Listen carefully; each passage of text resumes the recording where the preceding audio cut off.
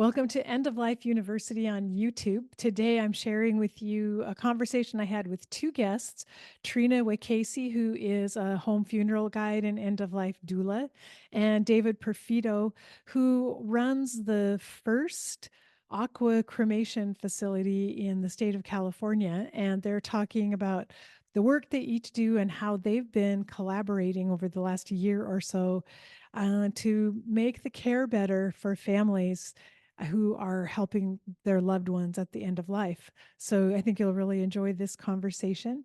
If you haven't already, be sure and hit the subscribe button down below. Also, subscribe and leave a rating and review wherever you happen to listen to the podcast. And go to eoluniversity.com/support, where you'll find 3 different ways you can make a small contribution and help keep this podcast and the YouTube channel on the air. So we'll move on with my conversation with Trina and David.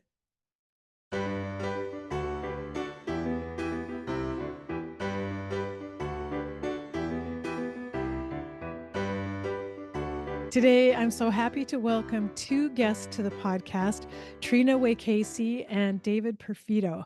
Trina is an end-of-life doula who received her training at the Conscious Dying Institute in Boulder, Colorado.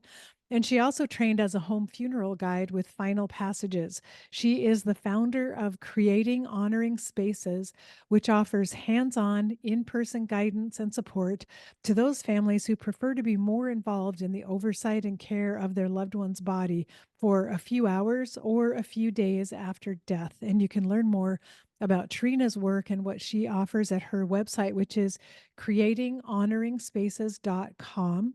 So Trina, welcome. Thank you. And David Perfito is the founder of the first alkaline hydrolysis facility in the state of California. He is a technical school graduate of the U.S. Navy and a medical equipment industry technician holding many certifications, who is committed to serving families with compassion, respect, and honor towards their loved ones who have passed. And you can learn more about David's work at White Rose Aqua Cremation.com. So, David, welcome. Thank you, Karen. Well, what's interesting is we're going to be talking about how Trina and David collaborate in their work as a home funeral guide and a funeral institution that David manages. But I wanted to start with just talking to each one of you a little separately about the work that you do. So Trina, let's start by just talking a little bit about home funerals in case there's someone listening who isn't familiar with a home funeral. What is it and why is it important? Yeah, home funerals allow the family or the caring circle to keep their loved one at home after death occurs. A lot of people die on hospice at home, and so it's an opportunity, like with hospice, just to spend a little bit more time with them before the body is taken away. Gives opportunity to honor them and wash the body, dress them, tell stories, laugh, cry, create your own intimate, informal experience at home with your person, and you get to come up with all the rules for how that goes. Home funerals are legal in all 50 states. There are, I think, about 10 states that do require a funeral director to be involved in some capacity. And frankly, I recommend that a funeral director be involved. That's why David and I are working together. But there's much of this work the family can do themselves. They don't even need a home funeral guide. They can do it themselves if they feel comfortable. But if there's any reticence or any nervousness, and a lot of people there is because they've not done it before, they can call on us and we'd be glad to come in and help to the extent that they want that help. And I was wondering, Trina, do you get involved with families before their loved one dies and work with them? Because you're also an end of life doula, like to start planning what they might do for the funeral in advance, or is it usually after the loved one has died that you get contacted? Well, it's nice when we can get contacted before so that there's more time for planning and understanding what the family would like to have happen. For example, I had a client up in San Francisco the hospice social worker suggested that they give me a call. And there were 3 adult sons, and the mother/wife, patriarch, was dying. And they wanted to keep his body at home for a little bit. They weren't sure how long. And could I come and help them um, prepare his body for a very informal viewing? And so I did. And I talked to them on Zoom a couple of days before. It appeared that he was actively dying. And we talked about what they would like to have happen. And a couple of days later, I got the call and I gathered up my supplies and I drove up to help them that day. Mm. It's really beautiful. I remember the first time I heard the term home funeral, I was baffled. Like, what? How could that? I was imagining the traditional funerals I'd been to with, a few hundred people attending, and I just couldn't imagine. I couldn't think of how could that be done in someone's home. But then I've seen videos of home funerals and how absolutely beautiful and lovely it is, and actually kind of a time-honored tradition from the past of having the body lay out in the home and other people come and visit and see the body. And I'm now a big fan of home funerals, but I would think that having a guide like you would be really essential for most people. It would be very hard for a lot of people to even figure out what to do or plan it Right, without some help. right, yeah. And I'm glad you mentioned that because I agree that when people hear home funeral, they're thinking the opposite is funeral home. I've seen that, and they're just trying to understand what it is. So I like to call it family involved death care. It Mm. seems a little bit more clear what that is, not completely, but it's not like the mortuary brings in a casket with the body into your home and you have 100 guests at your home. That's really not what we're talking about. Um, it's much more informal and much more intimate. And again, the family gets to create the experience that fits for them. It could be in the backyard in a beautiful garden. It could be anywhere in the house. It could be at a friend's house that has a beautiful property. So the at-home part as well, there, you have a little bit of freedom and license with that, that it doesn't always just have to happen in a home.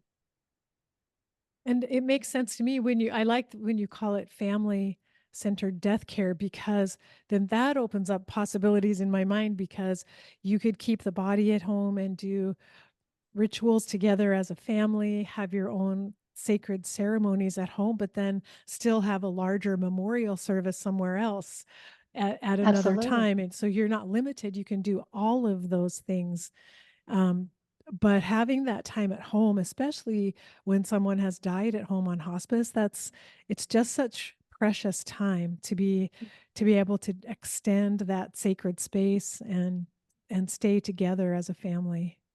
I agree. I had a client up north of me, and she was the primary, she lived very close to her mom just down the street, and she was a primary caretaker.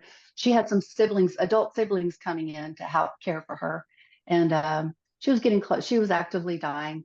And I had suggested to the adult children who were caring, I said, when your mom dies, it's not an emergency, especially if it happens at 2 o'clock in the morning.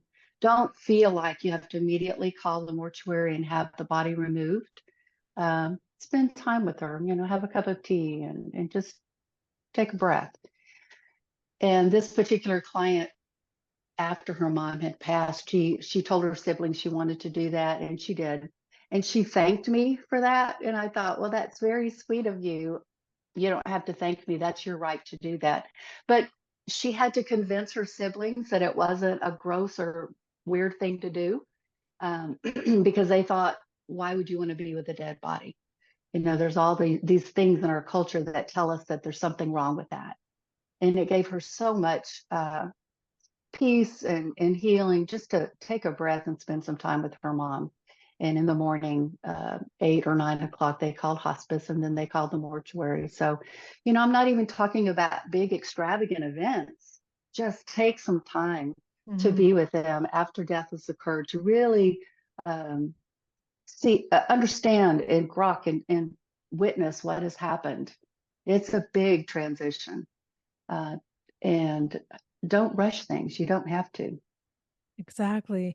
And I do think just like hospice care isn't for everyone, it may not work for some families, and having a family led death care at home may not work for some families also. And it's everyone has to know what are they capable of, and what can they manage. But for those who would like this option, it's so beautiful and lovely to be able to have such a personal time of sharing together. Yeah, and it isn't for everyone. And it's interesting because talking to people in advance, the people who say, I don't want to have anything to do with this, are often the people who, after death actually occurs, are the ones who do lean in and want to be a part of it. So it really is hard to know until your Mhm. loved one dies how you're going to feel about it. So, from my perspective, and from David and other more funeral directors who I work with, there's no judgment. We're not saying you should do this or you shouldn't. It's just it's an offering, and we think that it could be very valuable to the family. But if you decide I don't think I can, that's okay too. Yeah. And one of the reasons to have conversations like this is so that people will have heard about it in advance. We're planting seeds, and people have this information now who may not need it for years, but they've heard about it. And so it won't be so off-putting in a way if at the time comes that they need to know about it. It might be that they feel ready. Oh, that is something I could consider and that I would do. So I really feel like that's the value of these conversations. We're just giving people lots of information that they may not need now, but they will someday. Yes, I absolutely agree, and I'm so appreciative of the work that you do planting seeds. Um, After a death occurs is really not a great time to make important decisions. So that's another reason why I'm a funeral consumer advocate. What are some of your options after a person dies? Um, Family involved death care is one.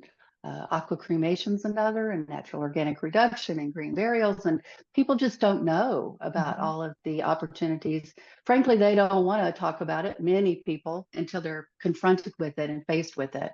Um, but thankfully, for podcasts like this, people are drawn to this and they listen and they go, oh, that might be something to think about. I'm so glad I know it, and I'll save that away for later. Yeah, definitely. Well, Trina, when I first met you back at Endwell in Right. November, and so I'm going to do a little bit of a tangent here, because I was really intrigued with something you're offering through your website, which is the mini mobile suite.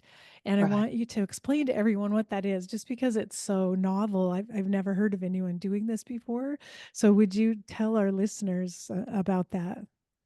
I would love to. And I want to back up a little bit, perhaps. I heard about family involved death care, the caring circle being involved after death. During my doula training at the Conscious Dying Institute, Karen Van Buren, who's very well known in the end of life space, um, came and spoke to us. And she said she used to work in an assisted living facility where when a resident died, the other residents would come and take care of them.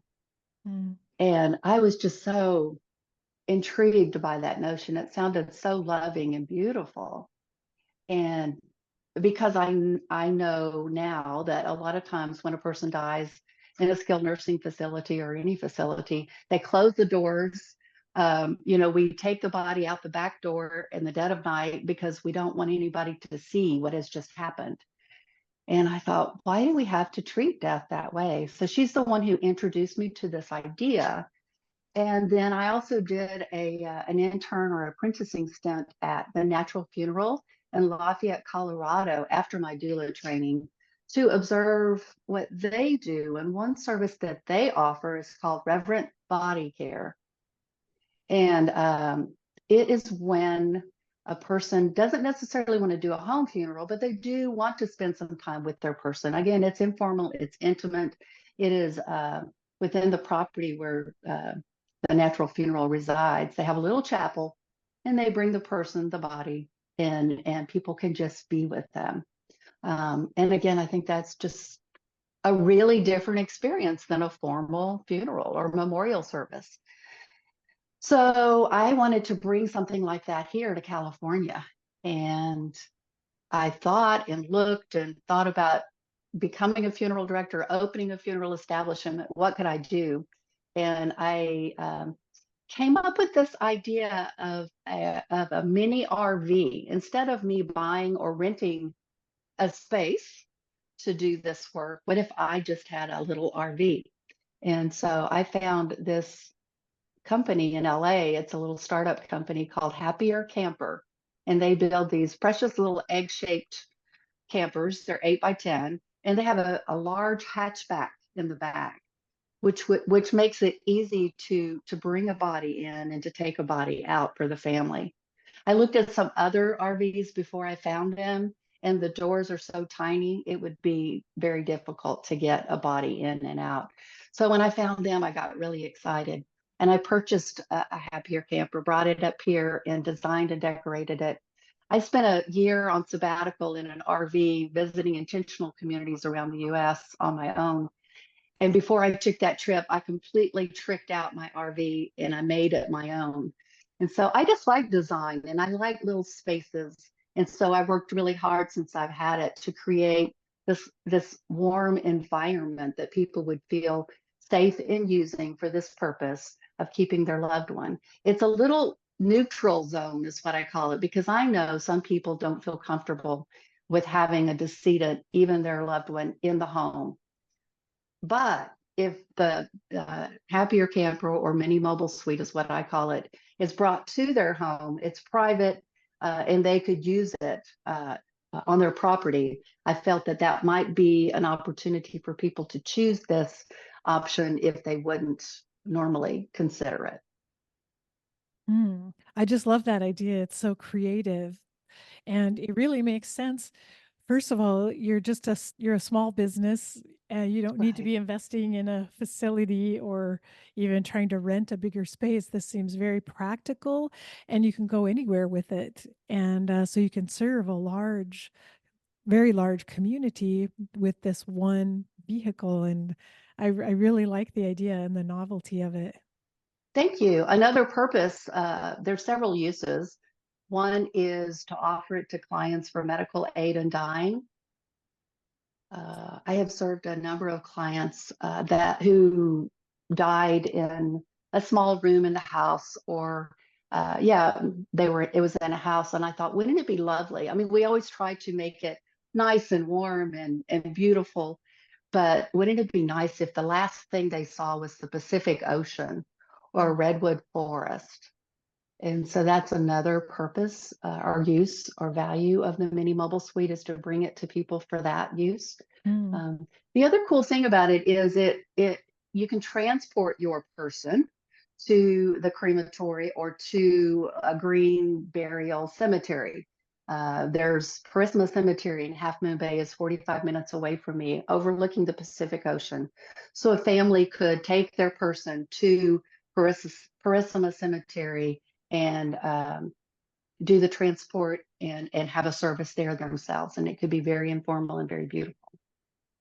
Wow. So creative and just so many Yeah. uses for that van. And I don't know. I just love the idea. I love it when people are innovative and think of ways of solving some of the problems that are happening in their community these are reproducible solutions that other people could try where they live as well. So Absolutely. The thanks. other cool thing I like about it is with the Happier Camper, if your listeners want to go and see a Happier Camper, what it looks like, all of the windows open up wide, and then the hatchback opens up wide. So there's lots of air, and people can get close, but not be inside if they don't want to. But there is room for people to be inside with their decedent if they want to wash the body, shroud the body, or just sit with them privately and quietly. They can do that. So I like that factor as well, that feature, that they can be close, but not, they can be as close as they want to be. Hmm. Beautiful. I want to come and see this. So I would love that. I I'm would going to love have that. to make a trip up to take a look Yeah. at that. That's really exciting. Well, I want to move on to David, so we could give you a chance to talk for a second, David. Mhm. And eventually we're going to get to how the two of you are collaborating and working together. But David, you started the first alkaline hydrolysis facility in the state of California, and I just was hoping you would explain what that is for any listeners out there who aren't familiar with alkaline hydrolysis, or also called aqua cremation, so that they'll understand what we're talking about. Sure, sure. So alkaline hydrolysis is a scientific name for the reduction of, uh, of tissue, hydrolyzing tissue. And so in the funeral industry for humans, so they've been doing this for a long time with pets. If you've heard of that for pets, a lot of people that have had a pet pass, they wanted not to burn the pet, and so this has been a solution. And so yeah, we introduced it to California unbeknownst to me, thinking that the law had been passed quite a few years before we brought it here, and we thought it was going to be a little bit easier than it was. But again, only using water, heating the water, and using alkali salt, and that reduces the body to what you would get in a flame cremation. So just much longer and deemed much more gentle. And it's more of a mimic of a green burial. So you're taking the elements that will normally naturally break the body down in the soil, and the only thing left behind uh, in 60 to 90 days, again, depending on the soil, would be just the bone, just the calcium of the bone. So So you end this up alkaline hydrolysis mimics that, just accelerates the process a little bit more. and so you end up with similar um cremains, I guess we call it, as with fire cremation. You end up with something somewhat similar to ash and then bone as well. Yeah, they've this cremains term has somehow somebody's joined the two words together, but technically it would be hydrolyzed remains, because the remains would be the body, and cremation really is reserved for the fire aspect of reduction of disposition. But many states are just incorporating cremation with hydrolysis and combining the two, and they're calling it water cremation. We call it aqua cremation. It was kind of a fight to get the name to begin with the state. We wanted to, they want the public to know what we're doing. So if we're not called David's Funeral Home, so they know it's a funeral home, you have to tag on something that, like um, a word that's descriptive to the public. So But from what I understand, aqua cremation is better for the environment than fire cremation. If you could tell us a little bit more about that. sure, yeah, well, it's seen as a 90% reduction in the carbon footprint. Uh, so there's zero emissions. So our process releases no heat into the atmosphere, no emissions of any kind. There's no smokestack. Um, we in particular, not all facilities, but we are a fully electric facility. So there's no fossil fuels used to heat our water, which is needed for the process. And we've just last year, about a little over a year ago, became a certified California green business, which is another accomplishment for us, along with alkaline hydrolysis. And it just has a nice all around feel to people that are more concerned about the environment. And so similar to after fire cremation, people can receive what do I call it? the An urn, the an urn yeah, to receive and earn that they with can the keep, or cremated yeah, remains. you have some options for urns and what people can do with them as well. Sure, and memorabilia. Yeah, there's so the same thing that is done. We like to tell people when they're asking, same thing that you're familiar with in traditional cremation, in flame cremation, you can do with the remains from water cremation. It's the same byproduct, if you will. So at the end, you're left with the ash, the bone ash, in fire and in water. And those bones are processed and reduced and put in the urn and put in the tribute jewelry, in the chamber of the jewelry, and or for scatter. However you wanted to treat those cremated remains, same exact result, same exact tribute, same exact process or services afterwards, if you will. So the family receives an urn with the bone ash. And so, yeah, so it's for those families who are not interested, perhaps in burial, and want to be kinder to the environment, it's a really good option. And then they end up with the remains that they can bury, they can store them. And I saw something about you have a vessel that they can be put into water, a body of water. I saw that on your website. We do. We have a water um, dissolvable or based pillow urn, and we do a few of those per year where we release an urn in the ocean. And there's other ways of doing a scatter in the ocean, but we like to use the urn, flower petals, and just a release. It's Mm. something that would break down. So all of these products that we use in that way are biodegradable and made specifically for water or for earth burial. Yeah, it's really nice for people to know about these alternatives, to look into it in advance. And just like I was saying with Trina, if you haven't heard of it before, it may be hard to make these choices at the last minute when you need some sort of funeral services. But when we educate people in advance, they have the option of considering it and maybe even preparing for that ahead of time.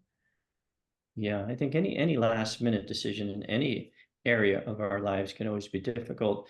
And some of the good decision makers usually have a lot more knowledge. So I would agree and say it's very important to know about all of these different um, kind of out of the ordinary box of our understanding, which it doesn't, I mean, it's not very far out, but we tend to always just be very narrow minded on what we know, and it's great to educate people on uh, how I think it's better. It's all around better choice than how we have been doing things. Is it cremation something that people choose for themselves in advance? Like a person decides that's how I want my body to be disposed of. So I want to set this up and make the arrangements ahead of time. Or is it more likely to be a family after a death that decides to use it? Well, that's a great question. So, answer the first part is that when we first got started, so within the first year and a half, we've been funeral home for going on 5 years, but we weren't able to use our machine right away. So we've about 30 months in of operating here. And for the first year and a half, we had just as many pre-needs as we had at needs. So that's kind of unheard of in our industry. And now it's gaining more popularity in the at need. Where we're getting a lot more calls for at need, but we still do a lot of advanced planning. Hmm. In the beginning, it was interesting because we thought it was going to stay neck and neck for every at need we had a pre need. Yeah, and families once they've used our services here, they we have a lot of referral business because they like the staff, they like our funeral home, they like the fact that our funeral home is attached to our hydrolysis facility that they can see if they want. Um, and that's not, a lot of funeral homes aren't, they don't have their own crematory in their funeral home. Mhm. Yeah, there's a lot of third party trade work going on. And then are you able to service the needs of families who might live in other states where aqua cremation isn't available? There isn't a facility nearby? Yes, correct. So we have done that before. Our latest case came from Arizona. Uh, the the son lived here in Los Angeles, and he wanted his mom to have aquamation, and there are no facilities in Arizona. So we brought her here. We've had, even though there's facilities in Florida, we've had cases from Florida and from New York, also from Hawaii. It's legal in some of these states, but people just don't have the facilities there yet. So yes, we've been able to help other people. Yeah, because it's still fairly early in a way for this technology, I guess, to come online. And so, but it's good to know that there are options for people wherever they live. They may be able to contact you and find out if it's possible to make arrangements until their state has something to offer. Sure. Yeah. Yeah. We've been looking into setting something up in Arizona to make it easier for people, whether we work directly with our home there or if we open our own, such as like a storefront, just to have a presence so people can choose the option and make it easy. I think everything that we do is very easy for families and there's no complications, just as you were, and as we'll probably talk about that, we always tell a family there's no rush. So if your loved one has passed away at home, don't feel rushed, and just like you had mentioned, Karen, that some people don't know, they're like, just get the body, come get the body, they're not comfortable with that. But I think the more that we educate and get away from the stigma of it, and people will start to see the intimacy and the importance of that journey of loss by being involved at the end. So yeah, I'm a big advocate for that. Well, Trina, tell me, how did you and David come to start collaborating together and what does that look like? Before I jump into that, one thing I wanted to add to the end of this conversation y'all are having too is being the first in the state has changed the way people choose mortuaries because we've been wedded to this idea that we will select a mortuary near our home, maybe even within our county, and we thought we had to.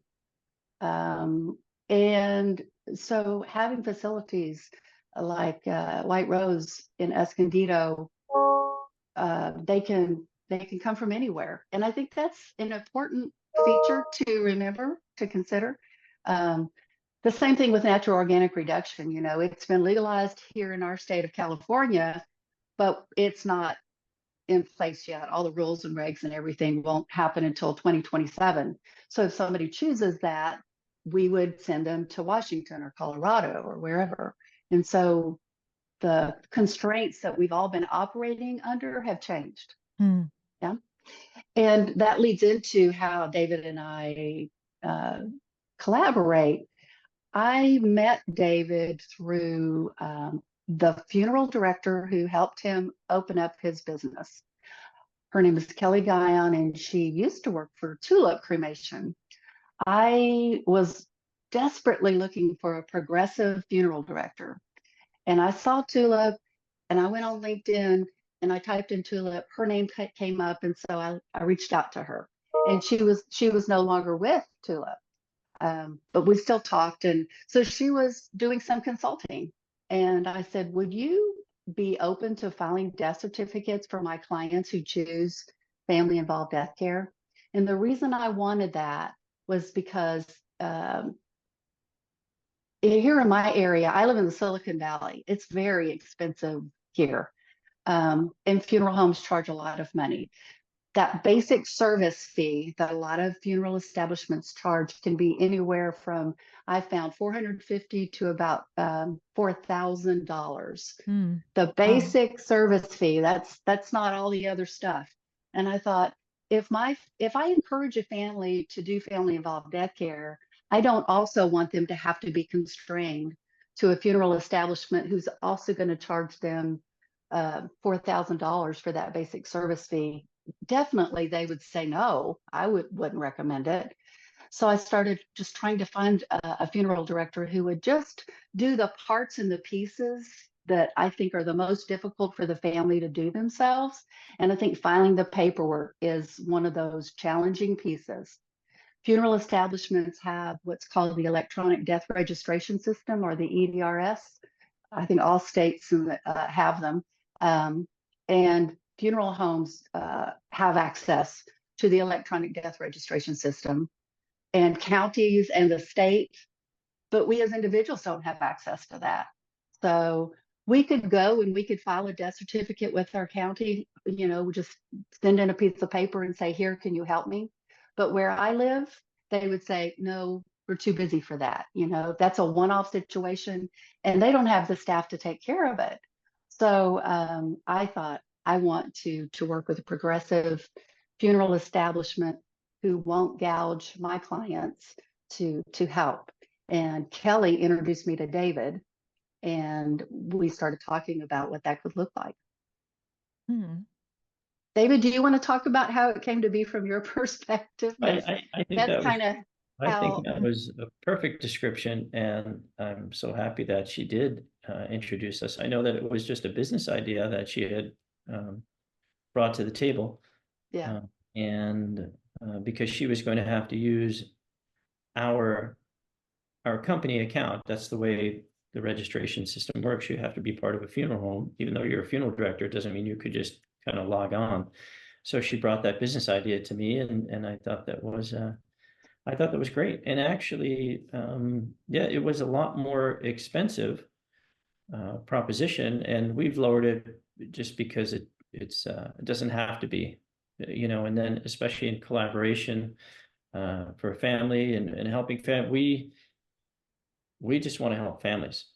So we want to stay in business too, but it's a really nice space to be in, to help with the knowledge, to care for people and to walk with them as much as possible through this time, because it's definitely not, let's just say it's definitely, I think it becomes and can be and is very confusing.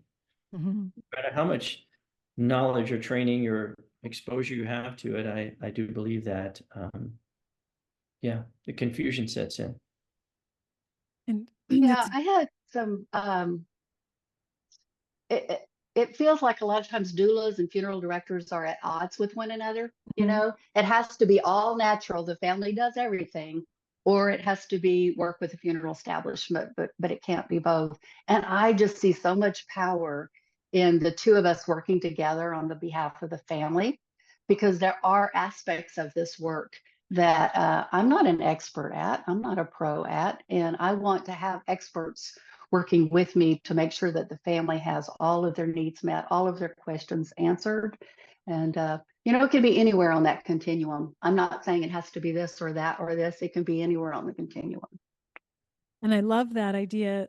I really think if we really want to change end of life care in our country, we have to have this kind of collaboration. We can't anymore set up camp on one side or another and compete against each other.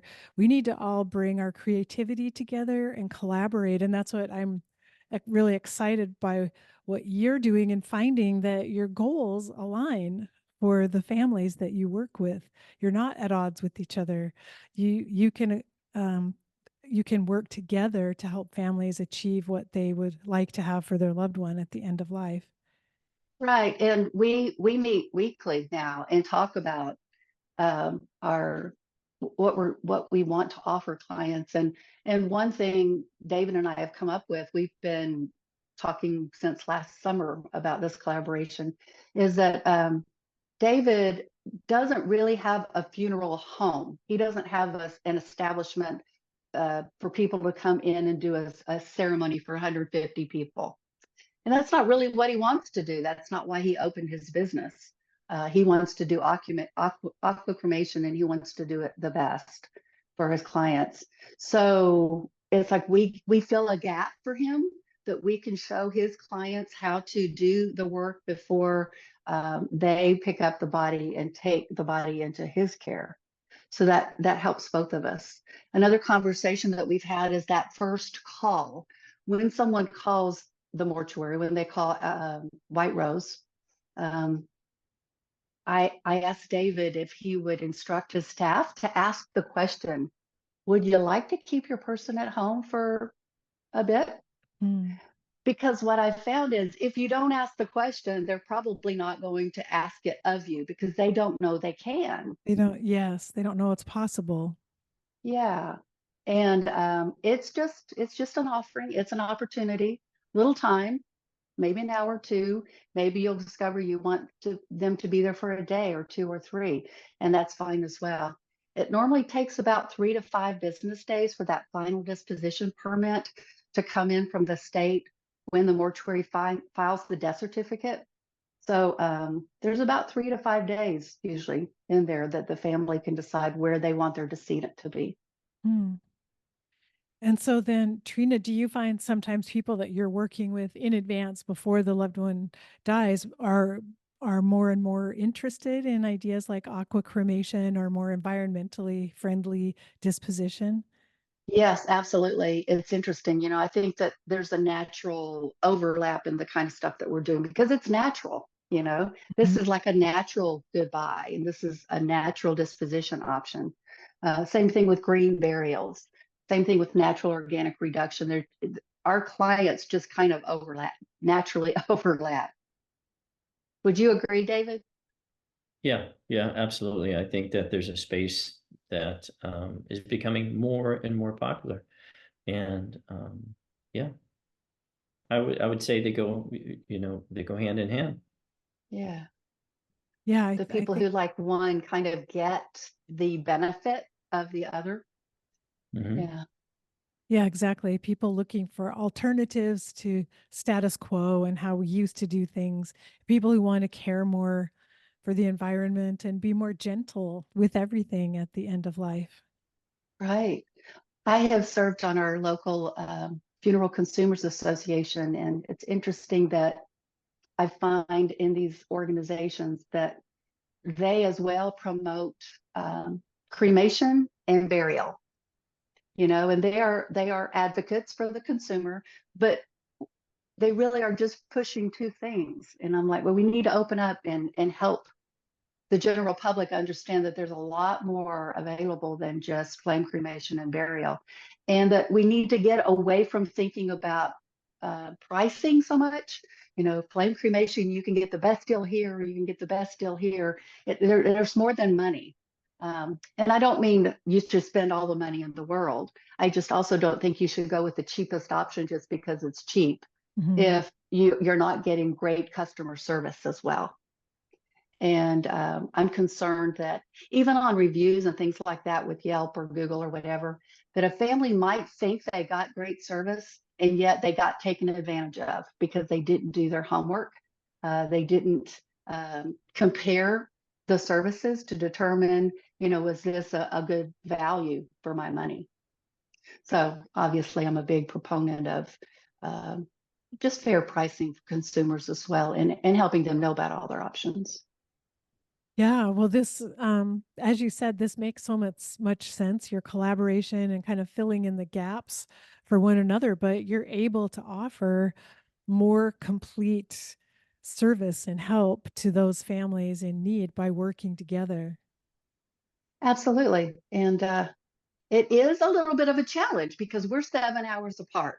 Hmm. And so what we've come up with is offering virtual service, home Hmm. funeral guide service virtually, and growing this collaboration beyond just David and I. We meet weekly, but we have another funeral director and another home funeral guide who have joined with us. And we want to grow this in our state and even as a model for other people in other states as well, so that it's not just David serving my clients in my area or vice versa. It's a bigger collaboration than that. Well, one of the things that I've been working on is a think tank on compassionate communities and how do we make all of our communities more friendly toward end of life issues. And so, being offering diverse opportunities and options for disposition at the end of life, that's one of the factors in that designation of being end of life friendly. And so you are doing it and you're identifying a gap in communities and figuring out how together you can fill that gap. And I think that's really wonderful. Thank you. That's exciting. I get up every morning and can't wait to dive in and meet another new person who I haven't met yet, who will teach me something, or who I can teach them something, or a new client, and grow this collaboration. So it's a lot of fun to do this together. Yeah. David, when you started White Rose, did you ever imagine that you'd end up working with a home funeral guide 7 hours away? No, amongst other things, no, I never was. It was just it was just a business idea. It was just a business plan that I had for about 9 years, and yeah, decided to set it in motion, and it went that way in business, right? We were able to build it and make it happen, but it morphed into something I had no idea about. So you know, it's really brought me into the advocacy of not necessarily the non-traditional, but really taking care of people. Because I think even in the traditional, I think we grew up, there's a stigma around our industry and the people that run it and the people that handle the loved ones that have passed, and the sales part of it. And so I mean, I've always had that because that's how I was formed. People always say, oh, well, you know, this industry is, people are always dying to get it, you know, all the jokes Yeah. about, and it never, you know, it makes a lot of money and it does this and it does that. And I think that was the initial draw, besides the easeability of operations. I'm a big operations person, so it seems pretty straightforward, and it makes money. You know, as a business guy, it made sense. What I did not know was how it would impact me personally, and just draw out of me the drive to serve people really well. And along with that, you're helping these people because they don't have any, there's no problems. Number one, dealing with your loved one's death, it can be hard to deal with those people like us, like a funeral home, or and they could feel like they've gotten taken advantage of, and they could be, you know, there's many different um, things that can take place while they're grieving, while they're going through all of it. And I would like to say that everyone that we have dealt with has been extremely thankful. And that, of course, really, won't say it excites me. That's not the right word for this conversation, but I'm very thankful as well, because it's quite an honor and a privilege to help somebody, not only when they're confused, but when they're confused because they've lost someone that they love, you know, deeply, whether it was a spouse or a child. Or so it's a really honorable, uh, uh, privileged position to be in, Mm. to serve people in this capacity. So again, it just, it changed over. I talk about that all the time. It changed from the business idea of what I've done for the last 30 years to something quite special. Mhm.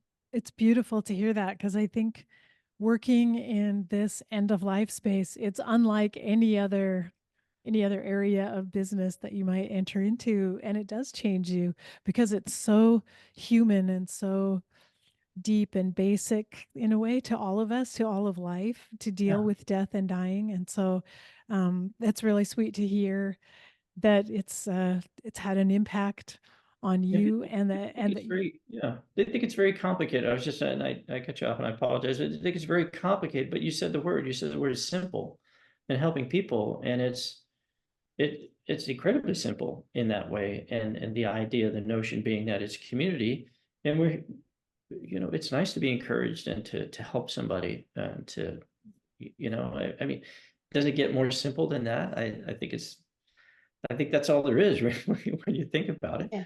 yeah. Kindness, simple kindness. I wanted to also say, to reiterate, that what David is offering my clients is, if all they want is help in filing a death certificate, he'll do that too. You know, and I think that is so unique because he could say, yeah, I'll do it as long as they choose alkaline hydrolysis. Mm. That's huge. That's so big to have a funeral establishment say, I'm willing to help however we can help the families and give them just those services that they want. Um, to me, I have reached out to so many funeral directors, funeral establishments, looking for those to collaborate, and have had so many people just say, no, not interested. Who would want to do that? You know, and just see us doulas as um, people going off a weird, strange path or something. I don't know, but to find someone like David, I think part of this too is that neither of us came from the funeral establishment. We didn't come from the industry, so we don't have any preconceived ideas about how it's supposed to go, and we're just kind of creating the path as we go. And I think it's worked well for us, and I think it's super beneficial to our clients too.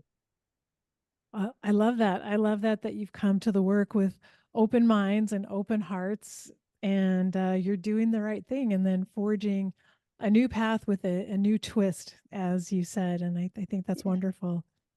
Yeah. Thank you. So thank you both for joining me today and telling me about your collaboration. David Perfito of White Rose Aqua Cremation.com and Trina Wacasey creatinghonoring spaces.com. It's been a joy to talk to both of you today. Thank you. Such a privilege to be a part of your show and to do this work together. Thank you. Thank you, Karen. Thank you, Trina.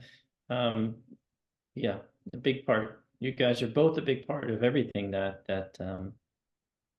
we do and Yeah. in our industry, and just yeah, it seems like more people need to continue to talk about these things. So I really appreciate you having a podcast. I really appreciate the passion that you bring to it, Trina, and the yeah, it's contagious. So Yeah. thank you. That's so very true. Well, take care, both of you. I hope you enjoyed that conversation with Trina and David about their new twist on home funerals and how they are collaborating in an industry that traditionally has been very competitive. And I think this is the direction we all need to be moving toward: more collaboration, less competition. So I was really excited to bring this information to you. I'll be back next time with another interview for you. So until then, take care. Bye bye.